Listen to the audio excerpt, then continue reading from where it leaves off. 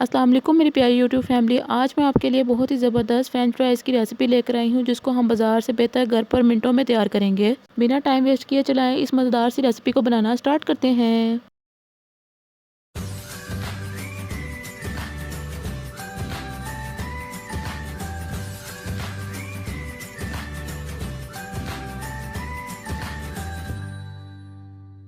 बिस्मिल्लाहिर्रहमानिर्रहीम।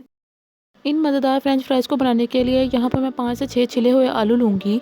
इन आलू के चारों कोनों को छुरी की मदद से कट कर लेंगे, जैसा कि आप वीडियो में देख रहे हैं।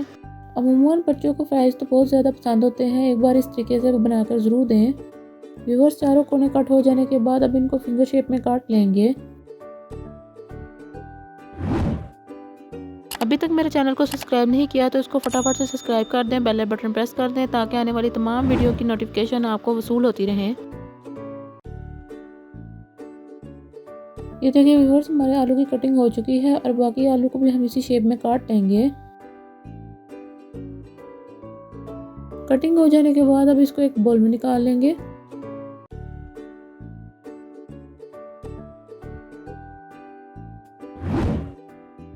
बाउल में निकालने के बाद 1 टेबलस्पून कॉर्नफ्लावर, 2 टेबलस्पून मैदा, हस्ब ज़रूरत नमक डाल लेंगे। नमक डालने के बाद अब इसको हाथों की मदद से मिक्स कर लेंगे। ये देखिए व्यूअर्स, फ्राइज मिक्स हो चुके हैं। अब इनको मीडियम फ्लेम पर फ्राई कर लेंगे।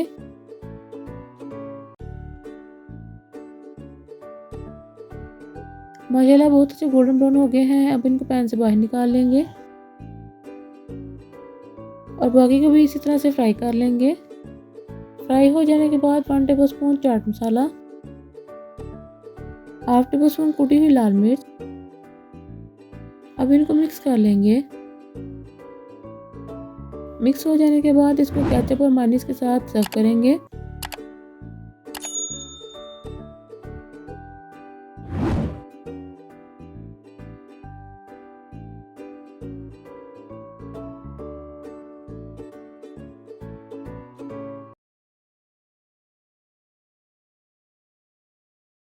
मिलते हैं इंशाल्लाह अगली वीडियो में इसी तरह की मज़ेदार आसान सी रेसिपी के साथ।